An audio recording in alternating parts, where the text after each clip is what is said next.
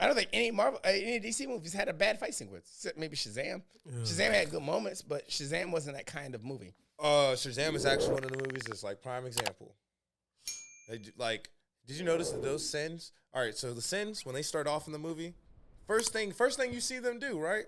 Savagely rip apart this fucking room of council members, right? That he comes and sees it's his dad's people's basically, right?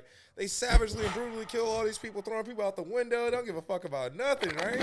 But also something else. Once you get towards the end of the movie, they have this phasing ability where they can pass through walls and shit. No, and like when people I think Shazam is one of the people that tries to like punch him or something like that, and he phases right through him. So like that's pretty difficult to deal with, right? You remember how they got around that? Oh, don't worry, I'll tell you. They didn't get around it. For some reasons, the demons just stopped doing this phasing ability that they had. Think about it too. Hey, don't you hate when like you watch a movie and you're like, yo, what happened to that special feature that you had? Like, and it's just like, why? But why? Like, so it's like, why? Like, did you just forget? As somebody writing the movie, did you just forget that you had already like previously presented to the fact that like, oh yeah, by the way, they can kind of like phase through stuff, but then like they lose this fight and it's they do that in all superhero movies all the fucking time. They it's so bad. The villains forget that they have certain powers, or the heroes forget that they have certain. Spider-Man 2 is my biggest. I have the biggest smoke for Spider-Man 2 because Spider-Man 2 is one of the best outside of. I still think Homecoming and Far Away From Home is better than Spider-Man 2, but I think Spider-Man 2 from the Raimi trilogy is one of the best Spider-Man movies. Yeah. But there makes no sense. When you fought Green Goblin, okay, I'll let you have it. Green Goblin's he's got a version of the super soldier serum. Okay. You fight Venom, okay. He's powered by an alien symbiote. Yeah. You fight Harry Osborn, okay, he's got the Green Goblin's super soldier serum. Yeah. All these make sense. When you're Spider-Man and you punch Dr. Octopus, there's no reason why you should be you should be letting him out cold in comparison. There's no reason why you should be hitting this nigga 17 times in one fight scene. There's no reason. That's a one and done. Right. If he can't deflect all your attacks, he's a regular fat nigga. I mean, but granted, he did have extra arms to defend. That's irrelevant to how much pain he can take from a punch. Saying, yeah, like if he can deflect all of Peter's attacks, that's one thing. But if he takes one, that should be it. The fight should be over. That's like Mysterio. Peter Parker he's come out many a times and said, I pull back my punches. Okay, Superman, I get it. Unless you're fighting Doomsday, you want to pull your punches. But you still hit these regular bank robbers with enough force to knock them out in one hit. You one punch man. What's the difference between a regular bank robber and Dr. Octavius as far as getting hit, as far as durability? Nothing. Fair enough. No, nothing. Those harms did not affect his durability whatsoever. So, everybody else, I'm fine with. The way he fought it, he fought Green Goblin, he fought fucking New Goblin, he fought Sandman, he fought Venom. I let it all aside. It was when you fought Dr. Octavius, I'm trying to figure out how this nigga's eating all these punches. But you want to talk about, I mean, when you talk about superhero movies, X-Men First Class, love it. Great movie. Arguably. You don't think so? I don't like any of the first X-Men movies because as far as, they're all Wolverine movies with other people involved. Wait, X-Men First Class was...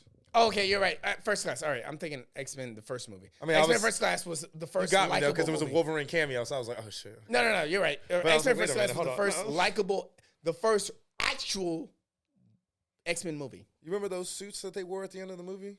The yellow suits. Yeah. Charles actually went out of his way to make a comment about the fact that they were bulletproof. You remember how Charles ended up paralyzed? He took a deflected bullet to the back in one of those suits that he went out of his way to comment to say was bulletproof. That's fucking ironic as fuck. You remember at the end of the movie how like it was this big thing because you got this big group of Russians in the ship and you got this good big group of Americans in the ship and they both got missiles, they about to fire at each other? Yeah. You remember how earlier in the movie how Charles goes into the CIA and he's now frozen the whole building and nobody's moving? Yeah. This one man's got water for the water fountain just constantly going into his nose, lip area, you can't move. But yeah, he couldn't use that to employ to stop these people shooting missiles. You would think, right? Thank you for joining us on another episode of Sins And Woes Podcast. We are the fuck out of here. I cannot wait.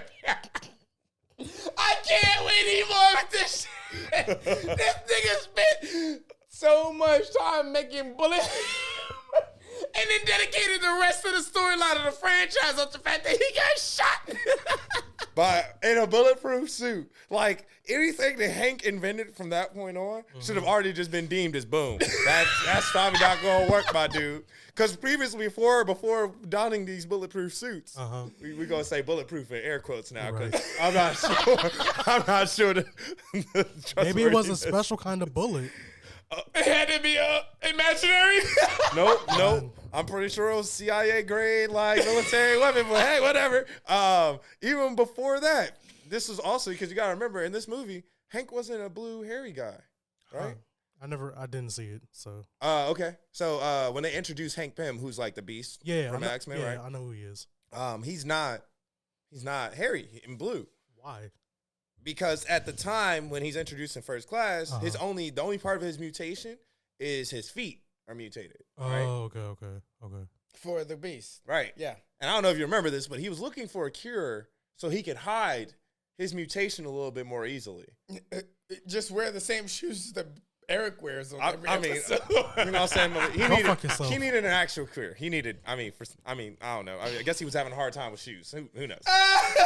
He'd have been wearing shoes. If that nigga would wear the same boat shoes that fucking Eric wears, he would never have to worry about creating a... All right, go ahead. But it's like, you know what I'm saying? They give you this character, and it's like his whole purpose of existing, basically, has been to find this cure to help him out with concealing his mutation. Yeah. That's already,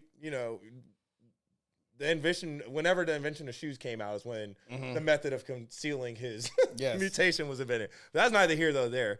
He makes this serum that's supposed to do this, which he decides to take right before the biggest battle of like the movie, right?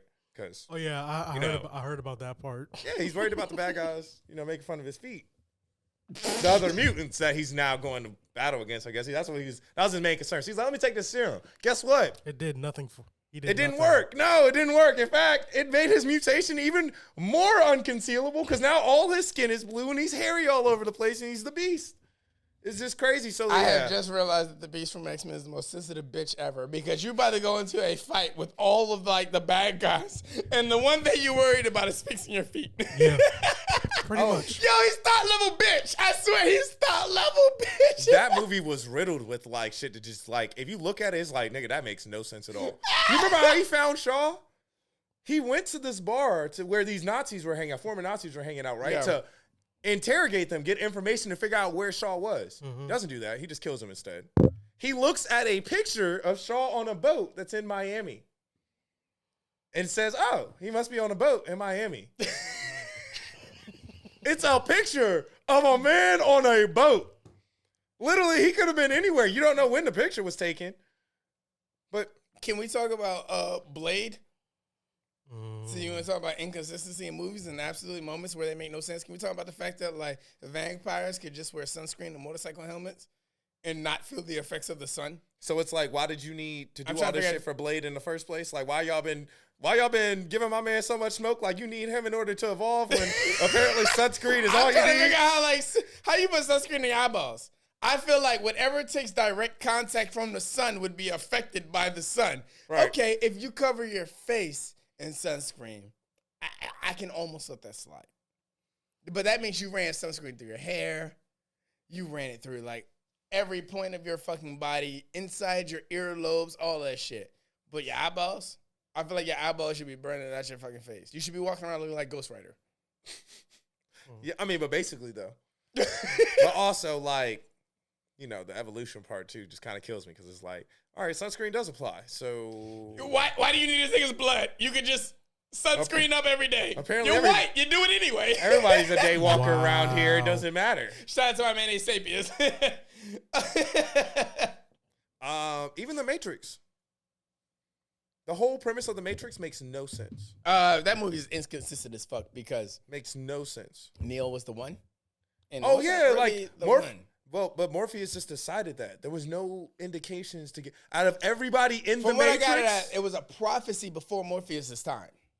I recently just deep dove back into the Matrix. So what I got from it was it wasn't that Morpheus had made Neo the one, or Morpheus was the one that decided that Neo was the one. Exactly. But the concept of the one was before. But I don't have Morpheus's smoke time. with the concept of the one. I know where that comes. That makes sense. Okay. But the fact that he picked Neo to be the one didn't make sense. There was no indications for him to pick Neo to be the one.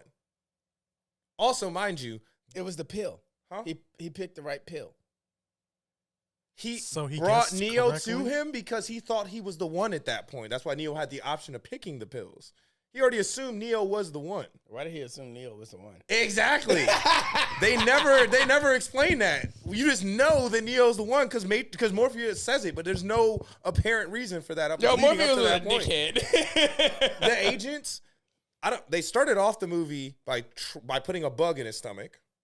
Never Yeah. used it. They never used it to find him. Wait, that's why they put the bug in his stomach? It was a tracking bug, yeah. Yikes. And the only reason why I can imagine that tracking bug was put in there was so that they can then later take it out in the car and throw it right outside the window of where they now parked the car to go inside and meet Morpheus.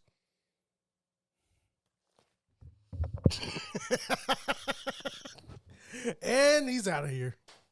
Oh, wait, it gets worse.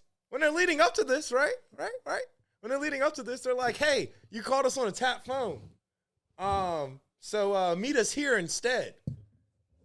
It's a tap phone. You just told him where to meet on the tap phone. You just don't think the bad guys are just the people who tap the phone aren't just listening in. You don't to think meet the you tap there? phone was tapped? But hey, guess what? They're not there. They're not there waiting, even though they have this tap phone. They just tap the phone just for shits and gigs. Like, oh crap, they're meeting here. You think we should do something about it? Nah, let them meet. That's the worst that could happen. It's not like you're gonna bring down the whole system. Yeah, what was saying? Because this is